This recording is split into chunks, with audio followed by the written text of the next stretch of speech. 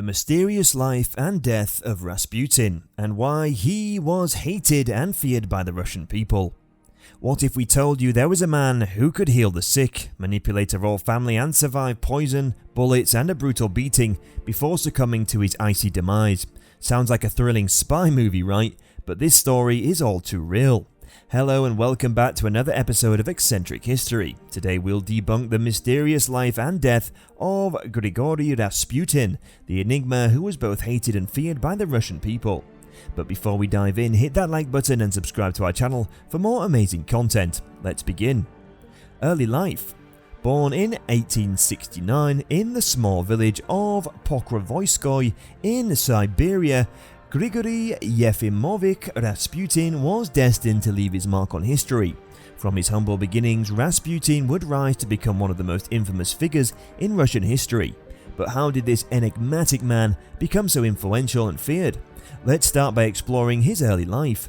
To truly understand the enigma that was Rasputin, we must look closely into his early years. Growing up in the remote village of Pokrovskoye, young Grigori was surrounded by the rugged beauty of the Siberian wilderness. This harsh environment shaped the man he would become, instilling in him fierce determination and an uncanny ability to adapt and survive. Rasputin's parents, Efim and Anna Rasputin, were simple peasants who made ends meet by farming and animal husbandry. They were devout members of the Russian Orthodox Church and raised their children in a deeply religious household. As the eldest of 9 children, Grigori took on a great deal of responsibility from a young age, helping his family with the demanding tasks of rural life. As a child, Rasputin was often considered strange, and local rumors even suggested that he possessed supernatural abilities.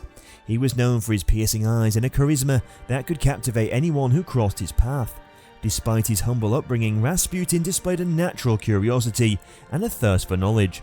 He taught himself to read and write, poring over religious texts and learning about the lives of the saints. But he was also known for his wild streak, engaging in reckless behavior and often clashing with local authorities. This unpredictability and defiance would later become a hallmark of his adult life. Rasputin's early experiences with religion played a crucial role in shaping his worldview. He was exposed to a diverse array of religious practices, from the strict orthodoxy of the Russian Orthodox Church to the more mystical and unorthodox beliefs of the various sects that thrived in the Siberian wilderness. The exposure to different spiritual traditions would later inform his unique approach to faith and healing. As Rasputin grew into adulthood, he began to develop a reputation as a charismatic and enigmatic figure.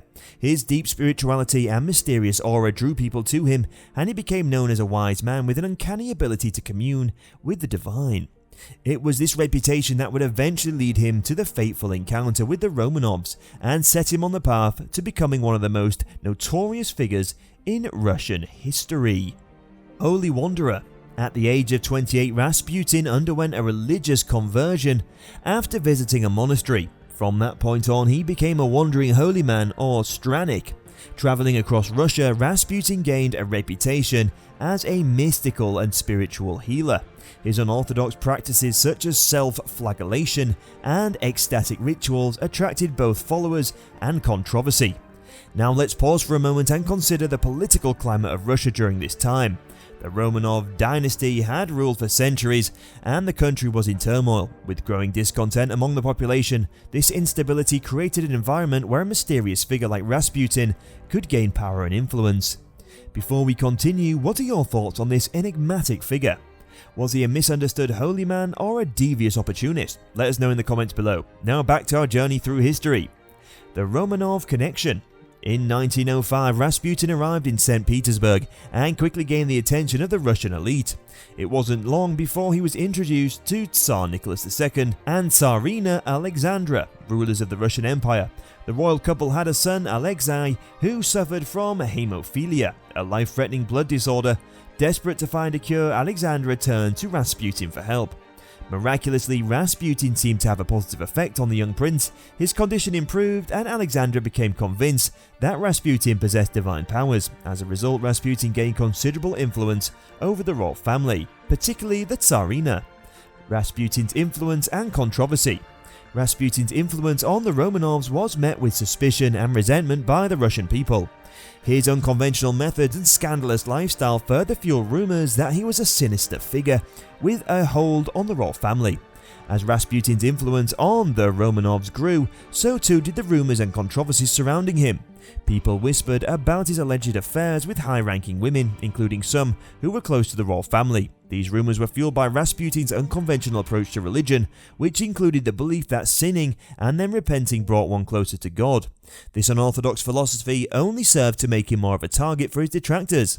Once Russia's involvement in World War I kept escalating, the situation worsened. Tsar Nicholas II took personal command of the army, leaving Alexander and Rasputin to manage the affairs of the country.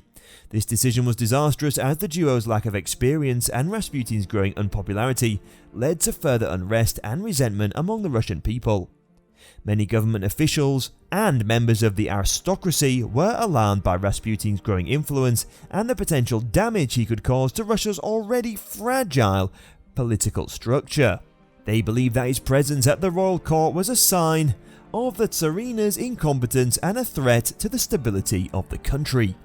As public opinion turned against the royal family, Rasputin became a symbol of everything that was wrong with the Russian Empire. Tales of his excesses and debauchery circulated wildly. Political cartoons of the time portrayed him as a sinister figure manipulating the Tsar and Tsarina like puppets on a string. While Rasputin did have some genuine supporters who believed in his spiritual powers and saw him as a humble and misunderstood holy man, they were vastly outnumbered by those who saw him as a grave threat to the nation. His continued presence in the royal court served to deepen the chasm between the ruling class and the people, contributing to the growing sense of revolution that was brewing throughout Russia. The plot to kill Rasputin.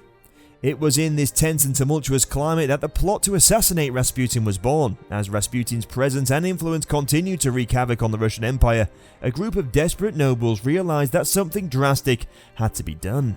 These men, driven by the fear of their country's future and a deep loathing for the so-called Mad Monk, embarked on a dangerous and clandestine mission. They saw themselves as the last line of defense, seeking to preserve the monarchy and rescue Russia from the brink of disaster. The conspirators, led by Prince Felix Yusupov, carefully crafted their plan, leaving no stone unturned in their efforts to ensure Rasputin's demise. They knew that the mystic had many loyal followers and that his death needed to be swift and discreet to avoid arousing suspicion.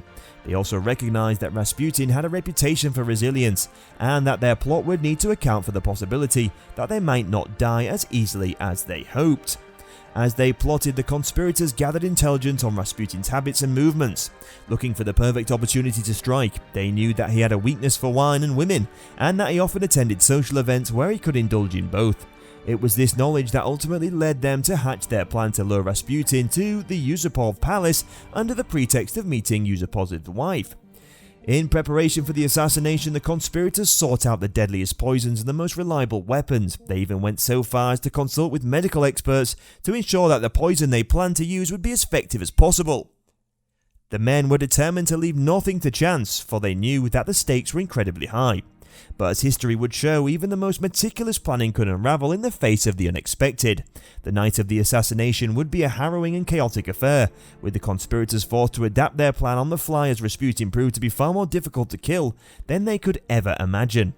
The night of the assassination. On the fateful night of December 29, 1916, Rasputin was lured to the Yusupov palace under the pretext of meeting Yusupov's wife, who was allegedly seeking spiritual guidance. The conspirators had carefully planned the evening, intending to poison Rasputin with cyanide-laced cakes and wine. As the night unfolded, however, things didn't go to plan. To the astonishment of his would-be assassins, Rasputin seemed unaffected by the poison. Growing desperate, Prince Yusupov shot Rasputin at close range. Believing their mission accomplished, the conspirators briefly left the room, but when they returned, Rasputin was alive and attempting to escape. In a frenzied panic, the group shot him multiple times, beat him, and finally threw his body into the freezing Malaya Nevka River. The aftermath and impact on Russia. Despite their brutal efforts, the conspirators failed to save the Russian monarchy. Just a few months after Rasputin's death, the February Revolution erupted, leading to the abdication of Tsar Nicholas II. The Romanov family was eventually executed by the Bolsheviks in July 1918, marking the end of the Russian Empire and the beginning of the Soviet era. Rasputin's life and death continue to intrigue historians and mystery enthusiasts alike. Was he truly a holy man with supernatural powers, or simply a cunning manipulator who exploited the desperation of a royal family? One thing is for certain, the story of Grigori Rasputin has left an indelible mark on history, a chilling tale of power, manipulation and betrayal. And that's all we have for today. Before you go, don't forget to hit the like button and share your thoughts in the comments. Thanks for watching and see you soon.